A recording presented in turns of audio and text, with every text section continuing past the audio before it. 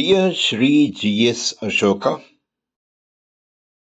Vasui Charitable Trust wishes you a very happy birthday. Many happy returns of the day. We pray the Almighty for a healthy, prosperous, and long life to you. May Vasui Mata shower her choicest blessings on you and on all your family members. शतमानं भवति शतायुः पुरुषः शतेन्द्रिय आयुष्येवेन्द्रिये प्रतितिष्ठति